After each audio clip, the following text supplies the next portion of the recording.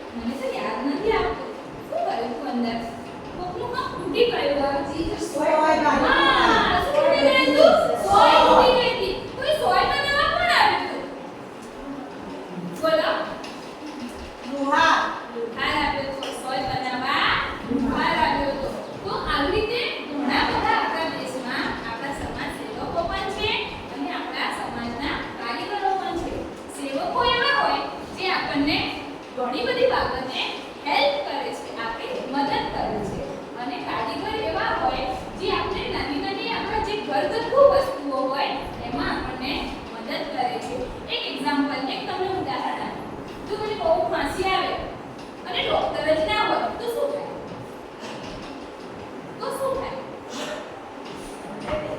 Doctor ના હોય તો ડૉક્ટર આપણને દવા ના આપે, ઇન્જેક્શન ના આપે, આપણી જે બીમારી હોય એ સારી ના થાય, એ બીમારી વધતી જાય, છેવટે શું થાય? ટીચર મારી મમ્મી ઘરે મને છે ને દવા બનાવીને આપે છે. બધી દવા એના પાન પીવડાવે. એ આયુર્વેદિક દવા કહેવાય. પણ અત્યારે તો આપણો સમય કેવો એકદમ બિઝી થઈ ગયો છે. કોણ આપણને આયુર્વેદિકના પાન કાઢી આપે? એટલે આપણે ક્યાં જઈએ છીએ? ડૉક્ટર પાસે જઈએ છીએ. હવે આ બધા ચિત્રો તો તમે આ પોસ્ટરમાં જોયા, આ કાર્ડમાં જોયા. તમે આ બધા માણસો રિયલમાં જોવા છે? હા, સરસ મજાના આપણે અહીંયા રિયલમાં જોઈએ. તમે શાંતિથી જુઓ, મજા આવશે, ઘણી મજા આવશે. હવે આપણા સમાજના કારીગરોને કહું કે તમે બહાર આવો. નહીં સેવકો કારીગરો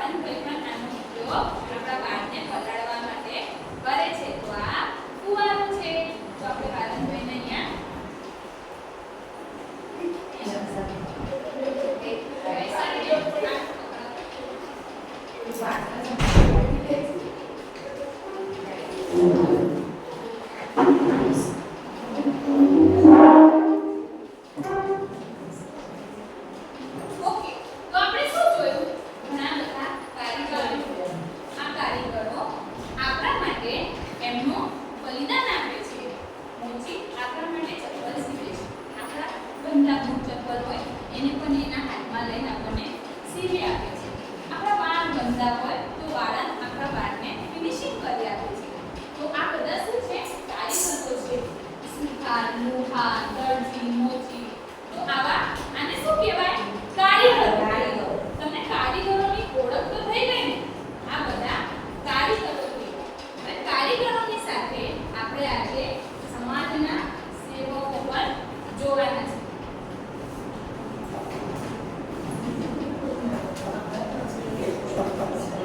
તમે બાળકો બધા આગળ આવતા રહો. બધા આગળ આવતા રહો.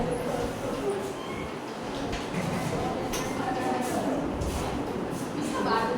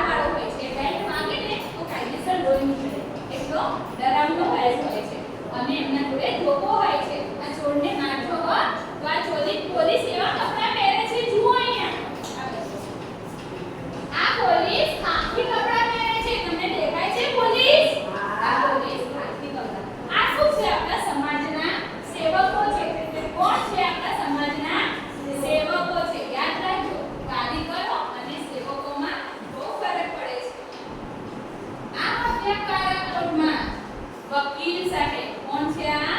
વકીલ સાહેબ. પેલો ચોર મારો ગોળીઓ ચોરી કરી લઈ ગયો હતો ને, તો મેં કેસ નોંધાયો. વકીલ જોડે શું કરીએ? કેસ નોંધાયો છે. એ મારું જે બોલું છું ને એ લખે છે. હું જે તમને ફરિયાદ કરું છું ને એ ફટાફટ લખે છે. જો આ વકીલ ગળામાં સફેદ કલરની ટાઈ પહેરીને આવે છે. કાળો કોટ પહેરવાથી બધા વકીલ ના થઈ જાય. એના માટે આપણા જોડે ટાઈ જોઈએ છે. આને વકીલની ટાઈ કહેવાય છે. અને વકીલ કાળા કલરનો કોટ પહેરે છે. જુઓ તો સરસ મજાના વકીલ. વકીલભાઈ, મારા ચોર જે ચોરી કરીને લઈ ગયો તો મને ન્યાય અપાવજો. વકીલભાઈ શું કરે છે? આપણને ન્યાય અપાવે છે. શું કરે છે? આપણને ન્યાય અપાવે છે. વકીલ ક્યાં રહે ખબર? વકીલ ક્યાં હોય? કોર્ટમાં